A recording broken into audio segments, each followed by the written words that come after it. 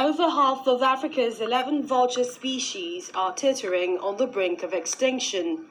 The environmental NGO Nature Kenya has been observing the development in East Africa. It's distressing because without these scavengers, dead animals would rot wherever they dropped, and that could upset entire ecosystems.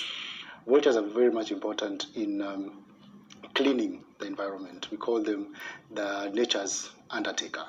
They clean the environment, all the dead carcasses, and by doing this, they stop the spread of diseases like anthrax, botulism, and all that. Nature Kenya introduced the Vulture Conservation program in the Masai Mara Nature Reserve in 2014. Its aim is to spread awareness of the crucial role vultures play. This group of Masai work is Nature Kenya's Vulture Ambassadors. They explain to villagers when a dead cow or goat is poisoned by agrochemicals in order to kill predators that threaten their livestock. All of the animals that feed on the carcass are poisoned, and that includes a lot of vultures. So as a vulture volunteer, I usually go to each my region, for example, in my location. I usually go take some data concerning human-wildlife conflict. When there is a conflict, I go settle that issue before it's poisoned.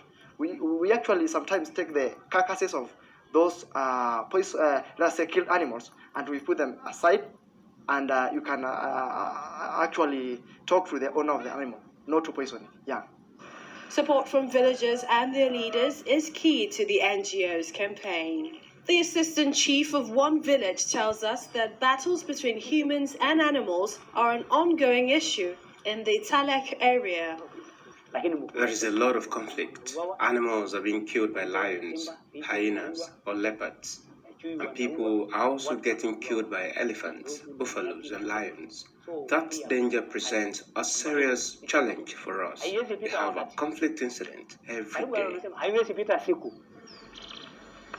But too often, the main victims of these conflicts are vultures, and that's the environmentalist's message. To put an end to the agonizing deaths, Nature Kenya also cooperates with the Mara Reserve's rangers. I think the biggest challenge is in the issue of reporting, like cases of poisoning. We normally don't get a lot of reports from the community because they know that it's a crime, and so a lot of these cases go unreported. But reporting the cases would give the conservationists a chance to save the birds. That's why keeping communication channels open is important. The approaches we use are basically talking. We discuss because we don't assume that they don't know. They know something. So what we do is to add on whatever they know and basically to create awareness. Also supported by BirdLife International, the program is focused mainly on East Africa because that's where vulture death rates are especially high.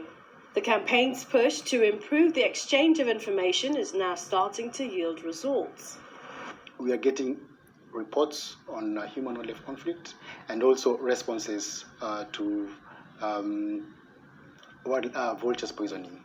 And by this, some vultures have been saved because there is poisoning response protocol that is being followed in case of any wildlife poisoning incident. This year, an international initiative was launched with the goal of reducing vulture mortality in Africa by 50% within the next decade. But for it to work, it's vital that the local communities are also on board.